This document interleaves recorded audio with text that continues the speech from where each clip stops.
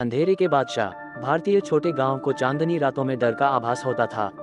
उस गांव में एक पुराना हवेली स्थित था जिसे भूतिया हवेली के नाम से जाना जाता था।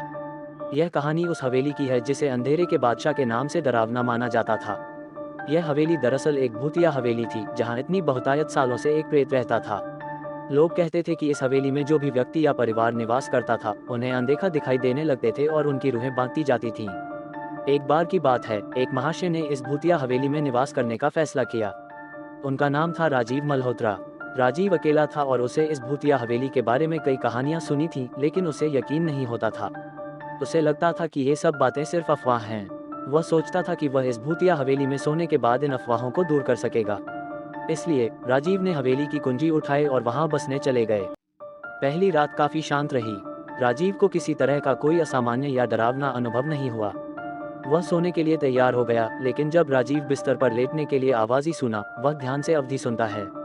आराम से सो राजीव, बस सो राजीव। राजीव को देखने के लिए बार बार घुमाती रोशनी वह बिस्तर के चारों ओर से आने जाने लगी। उसकी धड़कन तेज हो गई और उसे एक अजीब सी घबराहट महसूस होने लगी। कुछ ही देर में रोशनी बंद हो गई और वहां काली अंधेरा छाया। राजीव के दिल में डर और बेचैनी का एहसास हुआ। धीरे धीरे एक अंतरात्मा की आवाज फिर से सुनाई दी, राजीव मेरी मदद करो, मुझे छोड़ नहीं सकते। राजीव डर कर चिढ़ गया। वह नहीं जानता था कि क्या करना चाहिए। उसने अपने दिमाग में अनेक सवाल पैदा किए, लेकिन उसे उत्तर नहीं मिला। अंततः उसने दिल की बात सुनी और हवेली के भूत की मदद करने का निर्णय लिया। राजीव ने एक पुरानी किताब निकाली जो उसके पिताजी की थी। उसके पिताजी एक पंडित थे और उन्होंने कई भूत प्रेत संबंधित ग्रंथों का अध्ययन किया था। राजीव ने वह किताब पढ़ी और उसे यह जानकारी मिली कि भूतों को संतुष्ट करने के लिए वे आमतौर पर अपनी यात्रा के साथी की जरूरत होती है। राजीव ने एक पूजा कक्ष तैयार की और उसने उसकी गहरी ध्यानावस्था में बैठ गया। वह दीपक जलाया और मंत्रों का जाप करने लगा। कुछ ही समय में राजीव को अनुभव हुआ कि कुछ ताजगी की आभा महसूस होने लगी और उसे अपने चारों ओर एक प्रकाशमय ग्लो दिखाई दी। राजीव देखा कि वहां एक व्यक्ति खड़ा हो गया है जिसकी आंखें अंधेरे में भी चमक रही थीं।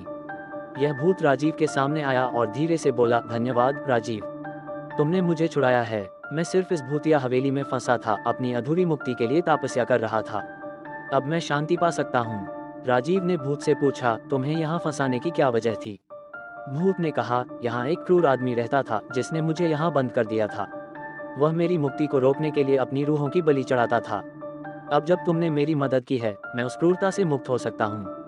भूत ने धन्यवाद कहते हुए अंधेरे में ढलते हुए कहा, यहाँ से निकलने से पहले तुम्हें यह जानना चाहिए कि भूतों के अलावा अंधेरे में और कुछ भी नहीं है। तुम्हारी निश्चिंतता रखो और जहाँ चाहो वहाँ जाओ। राजीव ने धन्यवाद कहा और फिर से जीवन की नई शुरुआत की। उसका यह अनुभव उसे डर से मुक्ति दिलाने के साथ साथ विश्वास की महत्वपूर्णता को भी सिखाया। उसका यह अनुभव उसे एक हीरे की तरह प्रकाशित कर दिया जिसने उसे दूसरों की सहायता करने का प्रेरणा दिया। अंधेरे के बादशाह की कहानी गांव में फैल गई और लोग अब भूतिया हवेली को अधिक सतर्कता से देखने लगे। किसी ने उसे छोड़ा नहीं, लेकिन उसकी कथाओं में एक नई बात जोड़ दी गई, वह राजीव की बहादुरी और विश्वास की कहानी। यह कहानी लोगों को यह सिखाती थी कि अंधेरे में भी विश्वास की रोशनी होती है।